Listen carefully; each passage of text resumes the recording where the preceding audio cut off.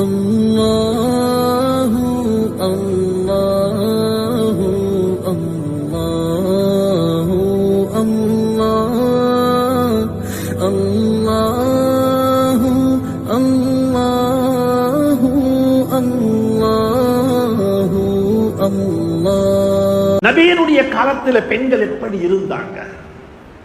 இந்த காலத்துடைய பெண்களுக்கு நாங்க என்ன செய்திருக்கின்றோம்? ஹஜ்ரத் ரசூலுல்லாஹி ஸல்லல்லாஹு காலத்தில் இருந்த பெண்கள் யாரு தெரியுமா? சமூக எழுச்சியில் அவர்கள் பங்குதாரர்கள். சமூக எழுச்சியில அந்த காலத்து பெண்கள் பங்குதாரர்கள். அவர்களும் சேர்ந்து சமூகத்தில் இருந்தார்கள். ஜும்மாவுக்கு வருவாங்க. இமாம் அவர்கள் ஏதாவது ஒரு கருத்தை அவராக சொல்லிவிட்டால் அதை தட்டி கேட்கிற அளவுக்கு அந்த பெண்களுக்கு ரைட்ஸும் இருந்தது, உரிமையும் இருந்தது. ஹஜ்ரத் உமர் ரலியல்லாஹு தஆலா அன்ஹு மஸ்ஜிதுல் மிம்பர்ல இருந்து ஒரு பிரசங்கம் செய்றாங்க. என்ன பிரசங்கம்டா, அந்த காலத்தில் இப்பயும் சில நாடுகள்ல இருக்கிறது, மஹர் தொகையை கூட்டி கேட்பாங்க. நாங்க இந்த நாட்டில் சீதனம் கேட்கறது போல, இந்த நாட்டில் சீதனம் கேட்கறது போல அந்த காலத்து பெண்கள் கணவனிடத்துல கேட்பாங்க, நீங்க என்ன மெரி பண்ணணும், கல்யாணம் முடிக்கணும்டா எனக்கு இவ்வளவு மஹர் வேணும். மஹருடைய தொகையை கூட்டி கேட்டாங்க. ஆனா குர்ஆன்ல அல்லாஹ் சொல்றான், ஒரு பெண்ணுக்கு அதிகாரம் இருக்கிறது, ரைட்ஸ் இருக்கிறது, அவட மகர கேட்கறதுக்கு. எனக்கு ஒரு குமியல் தங்கம் வேணும் என்று கேட்கவும் வேணும். என்னளவும் ஒரு சாக்கு நிறைய தங்கம் வேணும், 5 கிலோ தங்கம், 10 கிலோ, எவ்வளவும் கேட்கிறோம். இந்த அதிகாரத்தை அல்லாஹ் சுப்ஹானஹு வ தஆலா பெண்ணுக்கு கொடுத்திருக்கிறான். உமர் ரலியல்லாஹு தஆலா மிம்பர்ல சொன்னாங்க, இல்ல பெண்கள் மகருடைய தொகையை கூட்டி கொண்டு போறாங்க, எனவே நாங்க மகர ஒரு கண்ட்ரோல் பண்ண போறோம். எங்கட அரசாங்கத்தால, எங்கட கவர்மெண்டால, எங்கட நிர்வாகத்தால நாங்க அதுக்கு ஒரு சிலபண்டு வைக்க போறோம். இதுக்கு மேல மகருக்கே கேளாண்டு சொல்லி அந்த பள்ளியில தொழுது கொண்டிருந்த, ஜும்மாவுக்கு வந்திருந்த ஒரு சகோதரி பின்னால இருந்து எழும்பி சத்தத்தை உயர்த்தினால், உமர் அந்த அதிகாரத்தை அல்லாஹ் உங்களுக்கு தரவில்லை என்று சொல்லி. இதுதான் அந்த காலத்தில் இருந்த பெண்களுடைய வாய்ஸ், பெண்களுடைய சத்தம். இல்ல ஒரு இமாம், ஒரு ஹலீஃபா, அமீருல் முஃமினீனுடைய ஹுத்பா நடந்து கொண்டிருக்கு, எழும்பி சொன்ன, இல்ல அல்லாஹ் குர்ஆன்ல சொல்லுகிறான், இப்படி சொல்லி இருக்கக்குள்ள அதை மாத்தம் செய்த அதிகாரத்தை அல்லாஹ் உங்களுக்கு தரல. உமர் ரலியல்லாஹு தஆலா அன்ஹு அதே மிம்பர்ல இருந்து அந்த கருத்தை வாபஸ் வாங்கிக் கொண்டார்கள். நான் என்ன தெரியுமா சொல்ல வாரேன்?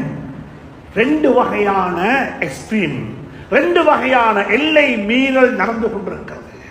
ஒரு பக்கத்தில் எல்லாம் பெண்கள், ஆண்களுக்கு அதுல பங்கில்ல. பாடசாலைக்கு போங்க, காரியாலயங்களுக்கு போங்க, அதாவது இந்த நாட்டினுடைய எந்த துறைக்கு போனாலும் அங்கு இருக்கிறது பெண்கள். இது ஒரு வகையான எல்லை மீறல். இன்னும் ஒரு பக்கத்துக்கு வந்தா அங்க பெண்களே இல்லை. நீங்க யோசிங்க பாப்போம், நிகம்புல ஒரு பெண்ணுக்கு ஒரு பிரச்சனை, இது யார்கிட்டயோ சொல்ல வேண்டும் அந்த பிரச்சனைய, தனக்கு ஒரு கவுன்சிலிங் வேணும், தந்த கணவனால தனக்கு சரியான பிரச்சனை, இந்த கணவனுடைய பிரச்சனையை போய் இந்த குடும்பத்தில் சொல்லி அந்த கணவன் மானத்தை வாங்க நான் விரும்பவும் இல்லை. இந்த கணவனால் எனக்கு பிரச்சனை என்ற இந்த வாப்ப உம்மாட்ட சொன்னா அவங்களுக்கு ஹார்ட் அட்டாக் வந்துடவும் ஏலும். இந்த கணவனை நான் இழிவுபடுத்தவும் கூடாது. இந்த கணவனை கொஞ்சம் திருத்தோணும், இந்த கணவனை நான் சரி பண்ணிக்கொள்ளணும், இந்த கணவனுடைய மிஸ்டேக்க கணவனுக்கு முறையாக சொல்லணும். அதுக்கு என்ன வழி இருக்குது என்று கேட்டா சொல்லுங்க பாப்போம். அதுக்கு ஒரு வழி இருக்குது எங்க ஊர்ல. நபி ஸல்லல்லாஹு அலைஹி வஸல்லம் காலத்துல அதுக்கும் ஸல்லல்லாஹு அலைஹி வஸல்லம் இடம் வச்சிருந்தாங்க. அதுக்கு விடம் வச்சாங்க. ஹவுலா பின்தி ஸஅலபா ரலியல்லாஹு தஆலா அன்ஹா, ஹதீஜா ரலியல்லாஹு தஆலா அன்ஹாவுடைய தாத்தா, மூத்த சகோதரி, அவட கணவனால் அவக்கு பிரச்சனை. கணவன் ஏதோ முறை தவறாக நடந்து கொள்றாரு. இந்த நேரத்தில் யார்கிட்ட போய் சொல்றதுக்கு? அன்னை ஆயிஷா சித்திகா ரலியல்லாஹு தஆலா அன்ஹா சொல்றா, நான் என் வீட்டில தான் இருக்கிறேன். ஹவுலா பின்தி ஸஅலபா ரலியல்லாஹு தஆலா அன்ஹா என் வீட்டுக்கு வந்தாங்க, என்னிடத்தில் வந்தாங்க. என் கணவர் வீட்டில் உட்கார்ந்து இருக்கிறாரு. வந்து ஹஜ்ரத் ரசூலுல்லாஹி ஸல்லல்லாஹு அலைஹி காதுல ஏதோ ரகசியம் பேசினா. என்ன ரகசியம் என்று எனக்கு தெரியாது. ஏதோ சொல்லிக் கொண்டிருக்கிறாங்க. ஸல்லல்லாஹு அலைஹி வஸல்லம் அவர்களும் குல் உதுரு கைரின், நல்ல ஒரு காது. மற்ற மக்களுடைய பிரச்சனைகளை காது கொடுத்து கேட்கிறது இபாதத்து. காது கொடுத்து கேட்டாங்க பிரச்சனைய, அதாவது கவனத்தோடு கேட்டாங்க பிரச்சனைய. ஆனா பதில் தெரியாது. வஹீதான் வர வேண்டும். அல்லாஹ் சுப்ஹானஹு வ தஆலா அன்னை ஆயிஷா சித்திகா ரலியல்லாஹு தஆலா சொல்றாங்க, அந்த பெண்மணியினுடைய காது, வாய் ஹஜ்ரத் ரசூலுல்லாஹுடைய காதுல இருந்து அங்கிட்டாக இல்ல, மேலே இருந்து குர்ஆனுடைய ஆயத் இறங்குது. قد سمع الله قول التي تجادلك في زوجها وتشتكي إلى الله والله يسمع تحاوركما إن الله سميع بصير.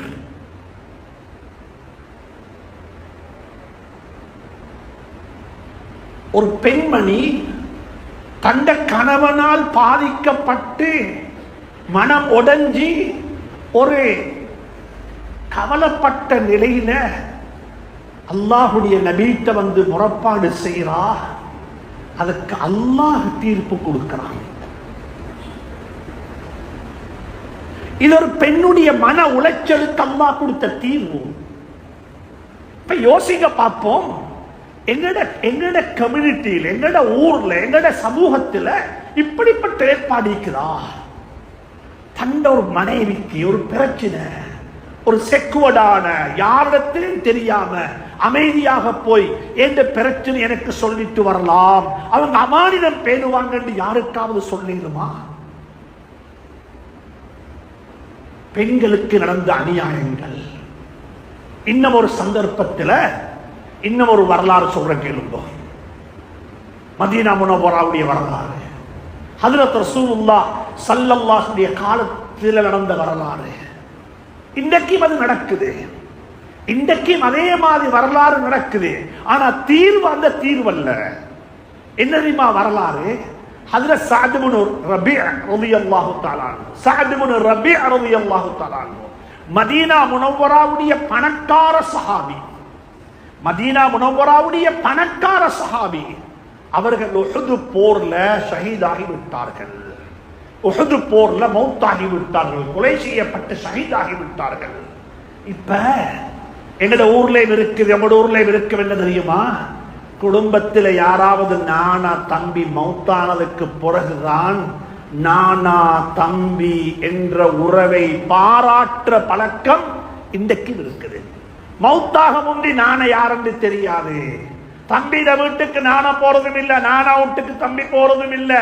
அவர்கள் ஏதோ அப்படித்தான் நான தம்பி என்ற ஒரு உறவில் இருக்கும், அல்லாம அதை பாராட்ட மாட்டாங்க. அதே போலத்தான் ஸஅத் இப்னு ரபீ ரலியல்லாஹு தஆலா அன்ஹு மௌத்தாகி விட்டார்கள். அவர் மௌத்தாகும் பொழுது, ஷஹீதாகும் பொழுது அவருக்கு ஒரு மனைவியும் 2 பெண் குழந்தைகளும் இருக்கிறாங்க. 2 பெண் குழந்தைகள், ஒரு மனைவி இருக்கத்தக்கன பெரிய சொத்து செல்வத்தோட வாழ்ந்தவர். அவர் ஷஹீதாகி விட்டாரு. இப்ப என்ன தெரியுமா நடந்துச்சு? நானா ஷஹீதாகி விட்டார்கள் என்ற செய்தி கேள்விப்பட்டதுமே தம்பி பெய்த்தாரு. முழு சொத்தையும் எல்லாத்தையும் சுருட்டி எடுத்துக்கொண்டு அப்படியே வந்துட்டாரு. நானோட பிள்ளைகளுக்கு ஒன்றும் இல்லை, நானோட மனைவிக்கு ஒன்றும் இல்லை, என் ஜாஹிலியா காலத்து பழக்கம். பொம்பளை பிள்ளைக்கு அனந்தர சொத்துல பங்கில்லை. இன்னைக்கு அந்த ஜாஹிலியத்தை இருக்கத்தான் செய்து சில மாப்பமாறு சொல்லிட்டு மௌத்தாகுவாங்க. சொல்லக்குள்ளே தாத்தமாருக்கு தங்கச்சிமாருக்கு கொடுக்க வேண்டியதெல்லாம் கொடுத்துட்டேன், அவங்க எல்லாரும் கல்யாணம் முடிச்சு கொடுத்து அவங்கள கரை சேர்த்து விட்டேன், மிச்சம் உள்ளத்தை நீங்க பிரிச்சு கொண்டோன்னு சொல்ற ஜாஹிலியத்து இன்றைக்கு இருக்கத்தான் செய்து. இன்றைக்கு இருக்கத்தான் செய்து. சாத் இப்னு ரபீஉடைய சகோதரர் வந்தார், எல்லாத்தையும் எடுத்துக்கொண்டு போனார். இப்ப யோசிங்க பார்ப்போம், எங்கட ஊர்ல இப்படி ஒரு அநியாயம் நடந்தா அந்த பெண் யார்கிட்ட போய்த்து சொல்லேரும்? அந்த பெண்ணுக்கு லீகல் ஆக்ஷன் எடுக்க தெரியாது, அதுக்கு லாயரை பிடிச்சோணும், அதுக்கு செலவழிச்சோணும், அது எப்ப முடியுமோ தெரியாது. அந்த பிரச்சனை யார்கிட்ட போய் சொல்றது? அந்த காலத்து பெண்கள் எப்படிப்பட்ட பெண்கள்? ஸல்லல்லாஹு அலைஹி வஸல்லம் உருவாக்கின பெண்கள், அவர்களால் வழிகாட்டப்பட்ட பெண்கள். அந்த பெண்மணி வந்தா ஹஜ்ரத் ரசூலுல்லாஹுடைய சபைக்கு வந்து தண்ட பிரச்சனைய 4 வார்த்தையில சொல்லி முடிச்சால். சுப்ஹானல்லாஹ். அலவும் இல்ல, டென்ஷனாவே இல்ல, பதட்டம் அடைய இல்ல, எனக்கு அநியாயம் நடந்து ஒன்றுமே சொல்ல இல்ல. யா ரசூலல்லாஹ், எனக்கு இப்படிப்பட்ட ஒரு பிரச்சனை நடந்திருக்குது, இதுக்கு என்ன தீர்வு? அவ்வளவுதான். அவ்வளவுதான். பெண்களை கூட பிரசன்டேஷன், எப்படி ஒரு விஷயத்தை பிரசன்ட் பண்ணணும், எப்படி ஒரு விஷயத்தை சொல்லணும். பிரச்சனை ஒன்றுக்கு அழுகிறதல்ல, பிரச்சனை ஒன்றைக்கு பதட்டம் அடைகிறதல்ல, பிரச்சனை ஒன்றுக்கு மதுவா செய்யறதல்ல. பிரச்சனைக்கு தீர்வு வேணும் என்றா அந்த பிரச்சனையை முன்வைங்கோ. சாத் இப்னு ரபீஉடைய மனைவி வந்தா ஹஜ்ரத் ரசூலுல்லாஹி ஸல்லல்லாஹு வந்து சொன்னாங்க, யா ரசூலுல்லாஹ், உங்களுக்கு தெரியும் சாத் இப்னு ரபீஉ மௌத்தாகி விட்டாரு. அவருடைய தம்பி அவர் மௌத்தானதுக்கு பிறகு வந்தாரு, எல்லா சொத்தையும் எடுத்துக்கொண்டு போய்த்தாரு. ஆனா சாத் இப்னு ரபீஉ மௌத்தாகும் பொழுது 2 பொம்பளை பிள்ளைய விட்டுட்டு போனா. அந்த 2 பொம்பளை பிள்ளையும் அவருடைய பிள்ளைகள். ஆனா அந்த 2 பொம்பளை பிள்ளையையும் கல்யாணம் முடிச்சு கொடுக்கிறதுக்கு லா துன்கஹானி இல்லா பில் மால், 2 பெண்புல பிள்ளைய கல்யாணம் முடிச்சு கொடுக்கிறேன்டா சும்மா முடிக்கலாது. பணம் வேணும், செல்வம் வேணும், சொத்து வேணும். சொத்து இருந்தா தான் கொடுக்கணும். எனவே நான் என்ன செய்ய யா ரசூலல்லாஹ், என்னுடைய பிரச்சனைக்கு என்ன தீர்வு என்று சொல்லி அந்த பெண்மணி கேட்கிறா. ஹஜ்ரத் ரசூலுல்லாஹ்விடத்துல ஸல்லல்லாஹு அலைஹி வஸல்லம் பதில் இல்ல. என்ன சொல்றது பதில்? அல்லாஹ் சூரத்துன் நிசாவுடைய ஆயத்தை இறக்குறான். யூசிகுமுல்லாஹு ஃபீ அவுலாதிக்கும் லிஸ்ஸக்கரி மிஸ்லு ஹவ்வில் உன்ஸயைன். முழு அனந்தரத்துடைய ஆயத்தும் இறங்குது இந்த சாத் இப்னு ரபீஉடைய மனைவியுடைய கேள்விக்கு பதிலாக. நான் கேட்கிற அன்புக்குரிய சகோதரர்களே, எங்கட சமூகத்துல, எங்கட சொசைட்டியில, எங்கட சூழ இருக்கக்கூடிய எங்க என்வாயர்மெண்ட்ல எங்கட பெண்களுக்கு நடக்கக்கூடிய அநியாயத்துக்கு தீர்வு கேட்டு போறதுக்கு ஏதாவது இடம் ஒன்று இருக்கிறதா? ஒரு கவுன்சிலிங் செய்யணுமா? பிரச்சனையை கொஞ்சம் அமைதிப்படுத்த முடியுமா? அவர்களுக்கு ஏதாவது 4 வார்த்தை சொல்லலுமா? அப்படிப்பட்ட அமானிதம் நிறைந்த மக்கள் இருக்கிறாங்களா? எனவே ஞாபகத்தில் வச்சுக்கோங்க, பெண்களை ஸல்லல்லாஹு அலைஹி வஸல்லம் அடக்கி வைக்க இல்ல, பெண்களை ஸல்லல்லாஹு அலைஹி வஸல்லம் ஒதுக்கி வைக்க இல்ல, பெண்களை ஸல்லல்லாஹு அலைஹி வஸல்லம் ஸ்மார்ட் ஆக்கினாங்க. கடைசியா இந்த ஒன்று சொல்ற கேளுங்க. ஹஜ்ரத் ஆயிஷா சித்திகா ரலியல்லாஹு தஆலா அன்ஹாவுடைய வீட்டுக்குள்ள ஒரு பெண்மணி இருந்தா, பரீரா ரலியல்லாஹு தஆலா அன்ஹா. எங்கட வீட்டுல டொமஸ்டிக்ஸ் ஹெல்ப்புக்கு இருக்கிறது போல, வீட்டு வேலைகள் செய்யறதுக்கு ஆட்கள் இருக்கிறது போல, உதவிக்கு ஆட்கள் இருக்கிறது போல, நான் சொல்றேன், அவங்களுக்கு சர்வன்ட் என்று சொல்ல வானம், சர்வன்ட் என்று சொல்ல வானம். எங்கட சிஸ்டர் என்று சொல்லுவோம், எங்கட சகோதரி ஹெல்ப்புக்கு இருக்கிறாங்க, உதவிக்கு இருக்கிறாங்க. சர்வன்ட் என்று சொல்லி ஒரு அவங்களை இன்சல்ட் பண்ண வானம். அது இன்சல்ட் பண்ற ஒரு வார்த்தையாக மாறிவிட்டது. நீங்க சொல்லுங்க, எங்களோட வீட்டுல ஹெல்ப்புக்கு இருக்கிறாங்க, உதவிக்கு இருக்கிறாங்க, எங்களோட வீட்டுல எங்களோட இருக்கிறாங்க, அல்ஹம்துலில்லாஹ். அன்புக்குரிய சகோதரர்களே, ஹஜ்ரத் ஆயிஷா சித்திகா ரலியல்லாஹு தஆலா அன்ஹாவுடைய வீட்டில் ஒரு பெண்மணி இருந்து, அவட பேர் பரீரா. நீங்க எல்லாம் கேள்விப்பட்டிருப்பீங்க. அந்த பரீராவை வைத்து எத்தனையோ மசாலாக்கள், எத்தனையோ வாழ்க்கைக்கு தேவையான பாடங்களை அல்லாஹ் சுப்ஹானஹு வ தஆலா சொல்லி தந்தார். அதுல ஒரு பாடம் தான் ஹஜ்ரத் பரீரா ரலியல்லாஹு தஆலா அன்ஹா அடிமை. அவ அடிமையாக இருக்கும் பொழுதுதான் கல்யாணம் முடிச்சா. அவளோட மாப்பிள்ளையோட பேர் முகீஸ் ரலியல்லாஹு தஆலா அன்ஹு. அடிமையாக இருக்கும் பொழுது திருமணம் முடித்தா முகீஸ் என்பவரை. முடித்து 2 பேரும் வாழ்ந்து கொண்டிருக்கிறாங்க. அப்படி வாழ்ந்து கொண்டிருக்கும் பொழுது ஹஜ்ரத் ஆயிஷா சித்திகா ரலியல்லாஹு தஆலா அன்ஹா ஹஜ்ரத் பரீராவை பணம் கொடுத்து வாங்கி அவ உரிமையிட்டா. இதுக்கு பிறகு நீ அடிமையாக இருக்காதே உம்மா, நீ ஒரு சுதந்திர பெண்ணாக வாழு, நீ எங்கேயும் பேசி இப்படி வேலை செஞ்சு ஒரு அடிமையாக இருக்கிறத விடவும் நீ இப்படி வாழு என்று சொல்லி ஹஜ்ரத் ஆயிஷா சித்திகா ரலியல்லாஹு தஆலா அன்ஹா பணம் கொடுத்து வாங்கி அந்த பெண்ணை உரிமையிட்டாங்க. இப்ப மார்க்கத்தில் ஒரு சட்டம் ஒன்று இருக்கிறது, ஒரு சலுகை இருக்கிறது. அடிமை ஒருவர் உரிமையிடப்பட்டா, அடிமையாக இருக்கிற காலத்தில் முடிச்ச கல்யாணம் இருக்குது, இந்த கல்யாணத்தை அவருக்கு வேணுமென்றா பிரேக் பண்ணவும் வேணும், வேணுமென்றா கண்டினியூ பண்ணவும் வேணும். அடிமையாக இருக்கிற காலத்தில் முடிச்ச கல்யாணத்தை அவருக்கு வேணுமென்றா கண்டினியூ பண்ணவும் வேணும், அவருக்கு வேணுமென்றா அதை பிரேக் பண்ணவும் வேணும். இப்ப பரீரா ரலியல்லாஹு தஆலா அன்ஹா ஒரு முடிவு செஞ்சிட்டா, நான் இந்த கல்யாணத்தை பிரேக் பண்ண போறேன், எனக்கு இந்த ஹஸ்பண்டோட வாழ இயலாது, எனக்கு முகீஸோட எந்த பிரச்சனையும் இல்லை, ஆனா எனக்கு தரப்பட்ட ஒரு ரைட்ஸ், நான் அடிமையாக இருக்கும் பொழுது முடிச்ச கல்யாணம், நான் இத வித்ட்ரா பண்ண போறேன் என்ற முடிவுக்கு வந்துட்டா. ஆனா முகீஸ் ரலியல்லாஹு தஆலா அன்ஹு அவரை கெஞ்சினாரு. புகாரிய பிரட்டினா, ஹதீஸுடைய கிதாபை பிரட்டினா, இந்த வரலாறு ரொம்ப ஆச்சரியமான வரலாறு. அப்துல்லாஹ் இப்னு அப்பாஸ் ரலியல்லாஹு அன்ஹு சொல்றாங்க, அந்த முகீஸ் ரலியல்லாஹு தஆலா அன்ஹு மதீனா முனவ்வராவுடைய தெருக்கல்ல பரீராவுக்கு பின்னால போய் எப்படி பேசினாங்க, என்ன விட்டுடாதே உம்மா, நான் உன்னோட வாழ போறேன், எனக்கு நீதான் வேணும் என்று கெஞ்சுறார். ஆனா யாரு சொல்லியும் பரீரா ரலியல்லாஹு தஆலா அன்ஹா அவ காது கொடுக்கிற மாதிரி இல்ல. அவட முடிவில் அவ ஸ்ட்ராங்கா இருக்கிறா, நான் செப்பரேட்டாகத்தான் வேணும் என்று சொல்லி. கடைசி துரும்பு யாரு தெரியுமா? ஹஜ்ரத் ரசூலுல்லாஹி ஸல்லல்லாஹு அலைஹி வஸல்லம். ஹஜ்ரத் முகீஸ் ரலியல்லாஹு தஆலா அன்ஹு ஹஜ்ரத் ரசூலுல்லாஹ்விடத்துல போய் ஸல்லல்லாஹு அலைஹி போய் மிக சொன்னாங்க, விஷயத்தை சொன்னாங்க. அப்ப சொன்னாங்க, நான் பேசி பார்க்கிறேன் என்றாங்க.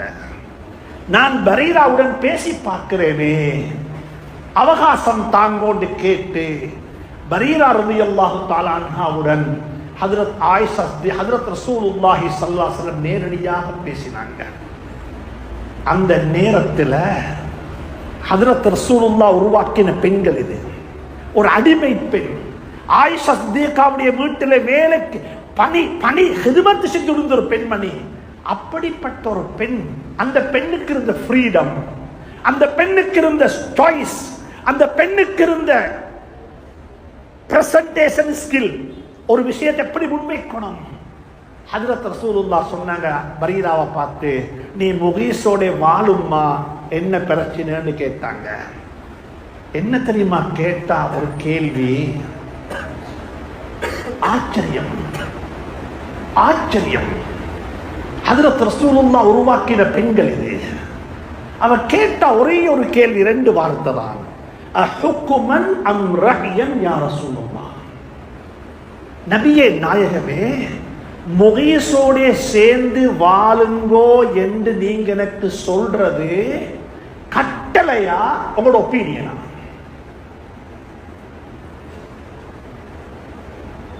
இது கட்டளையா, ஒப்பீனியனா? இன்றைக்கு பாருங்க பாபம், அப்படி ஒரு தலைவர் தங்களை கேட்கலுமா? அதுவும் ஒரு பெண்ணுக்கு கேட்கலுமா? ஒரு வாப்பாட்ட மகளுக்கு கேட்கலுமா? அந்த பெண்மணி கேட்கிறா, அஹுக்குமன் அம் ரஹ்யன் யா ரசூலுல்லாஹ், இது கட்டளையா அல்லது இது உங்களோட ஒரு ஒப்பீனியனா? சொன்னாங்க ஸல்லல்லாஹு அலைஹி வஸல்லம், இல்ல உம்மா இது என்ன கட்டளை அல்ல. இல்ல சொல்லி போட்டு சொன்னா, யா ரசூலுல்லாஹ் இது கட்டளை யார் கேட்ட? அப்ப சொன்னாங்க ஸல்லல்லாஹு அலைஹி வஸல்லம், இல்லம்மா இது ஒரு கட்டளை இல்ல, இது ஒரு பரிந்து பேசுதல், நான் ஒரு சிபாரிசு செய்கிறேன், நீ விருப்பம் உண்டா சேர்ந்து வாழ, கட்டளை அல்ல.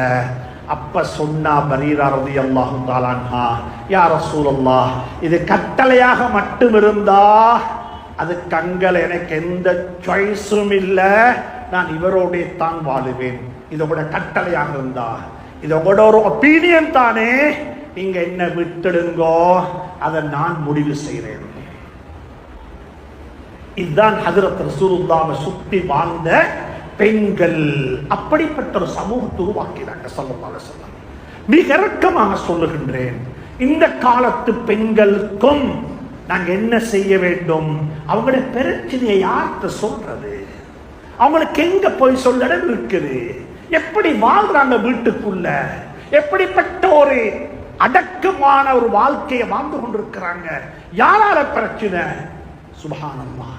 அன்புக்குரிய நண்பர்களே, சகோதரர்களே, வாழ்க்கையை கொஞ்சம் வாழ்க்கையாக சிந்தியுங்கள்.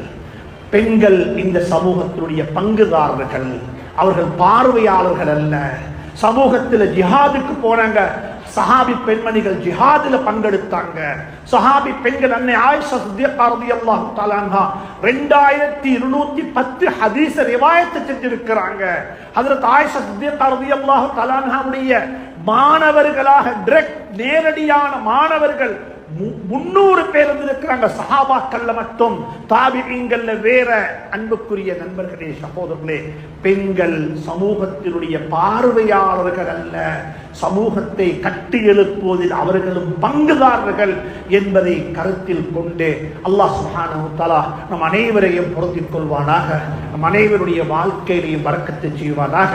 எந்தெந்த வீடுகளில், எந்தெந்த தெற்கு திசைகளில் பெண்கள் அவதிப்பட்டுக் கொண்டும் நெசுக்கப்பட்டு கொண்டும் நெருக்கடிகளுக்கு முகம் கொடுத்து கொண்டும் இருக்கிறார்களோ, அந்த பெண்களுக்கெல்லாம் விடிவு காலத்தை அல்லாஹ் ஏற்படுத்தி கொடுப்பானாக.